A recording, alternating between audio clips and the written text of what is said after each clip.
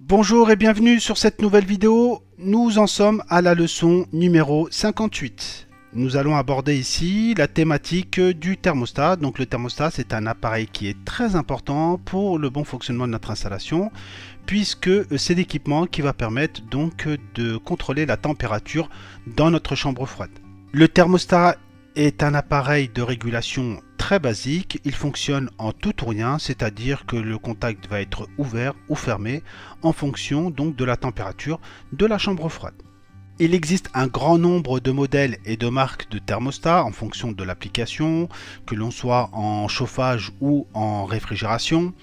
On va aborder dans cette vidéo les thermostats électromécaniques. Il en existe de deux sortes, mais également on va parler des thermostats électroniques. C'est ceux que l'on retrouve quand même assez fréquemment dans les systèmes de réfrigération. Alors on peut commencer par le thermostat électromécanique. On a deux modèles ici qui s'affichent sur vos écrans. Ces deux modèles fonctionnent sur le même principe de base, mais ont une toute petite différence que je vais préciser tout à l'heure. Donc au niveau du principe général, on retrouve ici un bulbe, un train thermostatique et un soufflet. On est sur le même mécanisme qu'un pressostat. À l'intérieur du bulbe, on a un liquide qui est sensible à la chaleur. Lorsque la température dans la chambre froide va augmenter, le liquide va s'évaporer et donc la pression dans le train thermostatique va augmenter, ce qui va donc déformer le soufflet. Et donc le soufflet va pousser ainsi le contact et donc on va avoir une continuité et pouvoir alimenter par exemple un compresseur. Lorsque la température dans la chambre froide va diminuer, le soufflet donc va reprendre sa position de repos et donc les contacts vont s'ouvrir et ainsi donc on pourra couper notre compresseur. Donc au niveau de la charge en liquide, on va retrouver des trains thermostatiques avec une charge de vapeur ou une charge à absorption. Donc au niveau de la différence des deux charges, c'est assez simple. Donc la charge à absorption, à l'intérieur du bulbe, on va retrouver une matière solide qui va retarder un petit peu, si vous voulez, l'évaporation du liquide. Donc ce type de charge est surtout utilisé pour les petites chambres froides où il y a une évolution assez rapide de la température. Et donc pour les charges de vapeur, là on a uniquement du liquide à l'intérieur du bulbe et du train thermostatique. Et ce genre de charge est adapté pour les chambres froides de très grand volume et qui ont donc une faible variation de température. Mais bon, le principe reste malgré tout le même. On a un liquide qui va s'évaporer, qui va pousser donc le soufflet. Et donc on va avoir la bascule ici des contacts au niveau du thermostat. Pour mieux comprendre la déformation du soufflet, je vous propose une animation qui est réalisée par Christian Lucas. Donc on retrouve ici l'animation réalisée par Christian Lucas, que je remercie au passage. Donc on retrouve ici un thermostat électromécanique avec le bulbe, le train thermostatique, le soufflet et le contact qui va basculer en fonction donc de la température qui est mesurée dans la chambre froide. Donc on va partir sur une chambre froide qui est à l'arrêt à 0 degré et lorsque la chambre froide aura atteint plus de degrés, le groupe se remettra en route puisque là on est sur un différentiel de 2 degrés. Donc on va pas s'occuper trop des valeurs ici puisque je vais rentrer dans le détail tout de suite après avec des graphiques de fonctionnement. Donc si je monte la température, normalement la pression dans le bulbe commence à monter, le soufflet commence à se déformer et normalement le contact va basculer. Donc là on est parti en réfrigération. Lorsque la température dans le local va diminuer, donc le soufflet va se contracter et donc le contact va s'ouvrir et donc notre système n'est plus alimenté. Donc vous avez bien compris que c'est la pression à l'intérieur du train thermostatique qui va déformer le bulbe et donc ouvrir ou fermer le circuit électrique. Donc revenons à notre slide. Donc essayons de préciser le fonctionnement du thermostat électromécanique. Donc j'ai précisé en introduction qu'on avait deux types. On a le type universel qui a un différentiel fixe de 3 degrés. Et on a le thermostat de la série KP 6 et 7 de mémoire chez Danfoss qui lui a un différentiel réglable. Mais ça, on va le préciser tout de suite après. Alors, essayons de dire un mot déjà sur la gamme universelle. Donc, ce type de thermostat est très pratique et très courant dans les systèmes de réfrigération. Donc, il a une plage de réglage qui est comprise entre moins 30 et plus 32 degrés. Donc, on peut l'utiliser en chauffage mais aussi en réfrigération. Donc si vous voulez avoir des plages de fonctionnement de réglage différentes, vous pouvez aller chercher d'autres gammes. Donc de mémoire sur la série UT, vous pouvez aller jusqu'à moins 50 et à plus 50 en chauffage. Donc si je retire la plaque qui se retrouve ici, le capot qui se retrouve en façade, donc je découvre mes bornes. Donc ici on en a 4. On retrouve la borne 1, la borne 2, la terre et le commun. Alors on a ici le schéma électrique du contact qui se trouve à l'intérieur du thermostat. En C, donc on a la partie, c'est le commun, hein, c'est par ici qu'arrive le 220 volts pour pouvoir aller alimenter donc notre compresseur. Et donc dans la mesure où on va être en demande de froid, ça sera la borne 1 qui sera plaquée. Et donc la continuité pourra se faire pour aller alimenter notre compresseur. Lorsqu'on aura atteint la consigne, le contact va basculer et la continuité se fera sur 2. Et donc là sur 2 par exemple, on peut avoir un voyant de mise à l'arrêt de l'installation pour nous indiquer qu'on a atteint la consigne. Alors attention, ce genre de contact admet une intensité maximale. Donc AC1, donc ça sera pour les circuits résistifs, parce qu'on a dit que ce type de thermostat pouvait être utilisé en chauffage. Donc si vous avez par exemple une résistance, il ne faudra pas dépasser 6 ampères. Et si vous êtes sur un circuit inductif, donc un moteur par exemple, il ne faudra pas dépasser 1 ampère. Et donc ça c'est l'intensité que peut accepter le contact. Alors on a ici un graphe de fonctionnement. On retrouve en ordonnée les contacts. Lorsque C1 est passant, donc le compresseur est bien sur on, donc nous sommes en besoin et en demande de froid. Lorsque le contact est sur C2, là nous avons atteint la consigne et donc nous allons attendre que la température dans la chambre froide remonte pour pouvoir justement redémarrer le compresseur. En abscisse, on retrouve donc la température. Ici, on va se retrouver avec une chambre froide dont la consigne est 0 degré. Et on a, comme on l'a dit juste avant, un différentiel fixe. C'est-à-dire que nous avons un différentiel de 3 degrés et la machine se remettra en route de 3 degrés au-dessus de la température de consigne. Alors, essayons d'analyser un petit peu le graphique. Lorsque la température est inférieure à 3 degrés, le contact est passant entre 1 et 2, c'est-à-dire que le compresseur n'est pas alimenté. Et lorsque la température dans le local va augmenter, donc dépasser 3 degrés, cette fois-ci le contact va basculer de la position C2 vers C1. Et donc là on aura donc la production frigorifique qui va démarrer. Donc avec le temps, ce qui va se passer, c'est que la température dans le local va diminuer. Et donc lorsqu'on arrivera à la température de consigne, dans notre cas ici c'est 0 degré, on va donc passer de la position C1 à la position C2. Donc on peut le présenter différemment. Donc tout d'abord en haut on a un graphe d'évolution de la température dans le local et ici un graphe de fonctionnement du compresseur.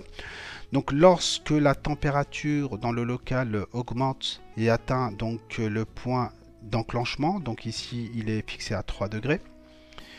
Donc la machine se met en route, donc puisqu'on a atteint la température de consigne, d'enclenchement, et donc dans la mesure où le compresseur est en route, la température dans le local commence à diminuer. Et lorsqu'on a atteint 0 degré, le compresseur se met à l'arrêt, et ainsi de suite, donc tout au long de la journée. Vous avez bien compris que la température allait évoluer tout au long de la journée entre 0 et plus 3. Donc 0 c'est la température que je vais régler au niveau de ma molette de réglage ici. Et 3 c'est le différentiel qui est à l'intérieur donc du boîtier qui lui n'est pas réglable. Donc il y a une petite chose qu'on peut ajouter, on a ici cette notion de différentiel statique, c'est celui que l'on règle, donc le différentiel ici de 3, mais on a aussi un différentiel dynamique, car vous comprenez bien que lorsque je vais me mettre en route mon compresseur à ce point-là, la température dans le local va un petit peu augmenter, donc peut-être va atteindre plus 4 avant de pouvoir redescendre. Donc il y a toujours un petit peu d'inertie qui fait qu'il y a un décalage au niveau des températures. De la même façon, lorsque le compresseur va s'arrêter, la température dans le local va un petit peu diminuer, peut-être atteindre -1. Donc la différence entre ces deux températures, c'est ce qu'on appelle donc le différentiel dynamique. Donc on peut passer au deuxième type de thermostat électromécanique. Donc celui-ci, on le retrouve chez Danfoss sous la référence KP, donc la série 6 et 7, donc en fonction du tube ici, du train thermostatique et du bulbe, on aura le KP 62, 63, 65 de mémoire, et on a aussi du KP 72 de mémoire. Mais bon, ça il faut aller jeter un petit coup d'œil sur la doc Danfoss, on pourra aller voir tout à l'heure, par curiosité, quel type donc de thermostat avec un différentiel réglable cette fois-ci on pourrait avoir avec ce fabricant. Donc on retrouve ici le schéma habituel que nous propose Danfoss. On va retrouver le même schéma que pour les pressostats avec le soufflet et les 3 contacts. Lorsque le contact est passé entre 1 et 4, le compresseur est alimenté. Lorsque le contact est passé entre 1 et 2, c'est la lampe d'arrêt qui est alimentée. Donc l'avantage de ce modèle, c'est que le différentiel est réglable. Donc ici on retrouve un thermostat de type KP avec 2 échelles. La première échelle va nous permettre de régler la consigne. Donc ici pour notre exemple, on va être sur une consigne de 0 degré. Donc je vais régler directement ici sur mon échelle à gauche 0 degré. On a une deuxième échelle ici graduée à droite qui va nous permettre de régler directement le différentiel. Et généralement pour nos installations, on prend un différentiel de 2 ou de 3, donc il n'y a aucun souci. Donc ne pas prendre un différentiel trop petit. Si je prends un différentiel de 1, donc la machine va faire des cours cycles, c'est-à-dire qu'elle va s'arrêter et s'allumer trop souvent. Et ça c'est très dangereux pour la machine, puisque le compresseur, le moment où le compresseur souffre le plus, c'est au démarrage. Donc on va prendre ici un différentiel de 2 et on va travailler un petit peu sur le graphe de fonctionnement comme on a l'habitude de le faire. Donc lorsque les contacts sont passant sur 1, 4, on va être en production frigorifique. Et lorsque les contacts seront passant entre 1 et 2, nous serons sur la lampe d'arrêt. On va faire un cycle de fonctionnement, donc imaginons qu'il fasse très chaud dans notre chambre froide, on va se baser sur la ligne bleue. Donc sur la ligne bleue, dans la mesure où il fait très chaud, donc on est plaqué sur 1,4, c'est-à-dire qu'on est en production frigorifique. Donc la température dans la chambre froide diminue, et lorsque j'ai atteint mon point de consigne, c'est-à-dire 0 degré, c'est la valeur que j'aurais réglée ici, mon contact va basculer de la position 1, 4 vers la position 1, 2. Et donc mon moteur de compresseur ne sera plus alimenté. Il faudra attendre que la température cette fois-ci augmente. Donc là je vais me baser sur la ligne rouge. Et donc lorsque je vais avoir 2 degrés, puisque c'est la valeur de différentiel que j'ai réglée, mon installation va redémarrer, puisque on va passer de la position 1, 2 vers la position 1, 4.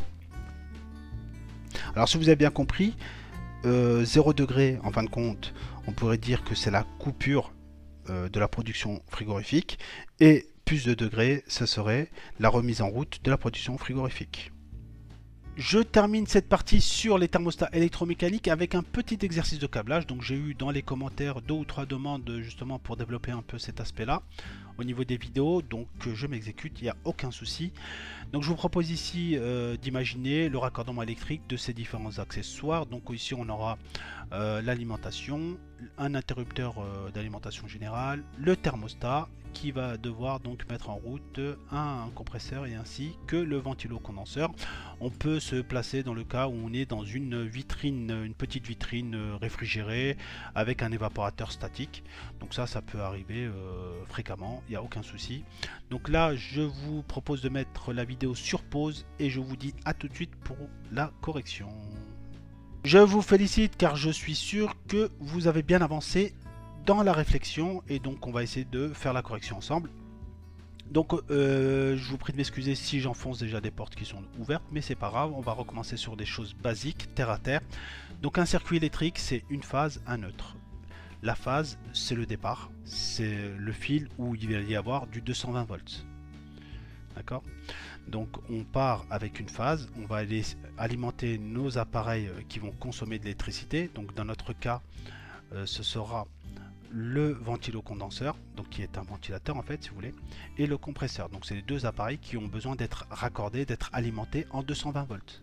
Mais un circuit, pour pouvoir fonctionner, il a besoin d'un retour. Le retour, on l'appelle le neutre. Le neutre a une tension de 0 volts.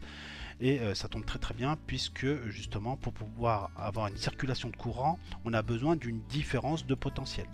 D'accord, c'est comme quelqu'un qui voudrait se jeter du haut d'une falaise, il peut sauter et se faire très mal puisque il y a un dénivelé. Par contre, si on essaye de sauter au niveau 0, là il n'y a pas de dénivelé, il n'y a pas de différence, il n'y a pas de chute possible. Donc là, le courant, l'électricité, c'est la même chose. Il faut un aller et un retour, comme en chauffage si vous voulez. Donc l'aller, ce sera la phase, et le retour, ça sera le neutre. Donc on part sur la phase. Donc tout d'abord, je pars de ma prise, je passe par un interrupteur général qui lui coupe uniquement la phase. Lorsque je veux alimenter tout mon circuit, je mets mon interrupteur sur la position marche. Je rentre dans mon thermostat, vous vous rappelez quelle borne? La borne C. Ensuite, je raccorde mes deux équipements. Donc je sors sur la borne 1.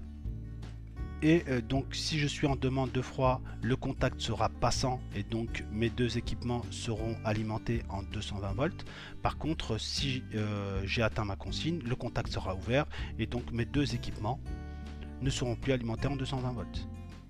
Donc en fin de compte, si vous avez bien compris, c'est que le thermostat, c'est un bête, c'est un thermomètre, enfin c'est un interrupteur. Hein.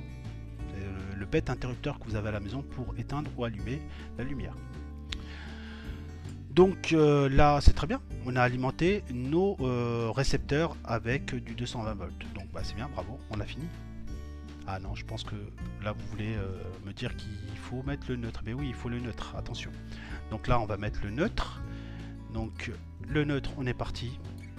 Donc bien sûr un moteur électrique, c'est un récepteur, donc il a besoin d'un neutre. On repart par ici. Le compresseur, il a un neutre, donc on relie tous les neutres en même temps. Et on revient donc à notre alimentation.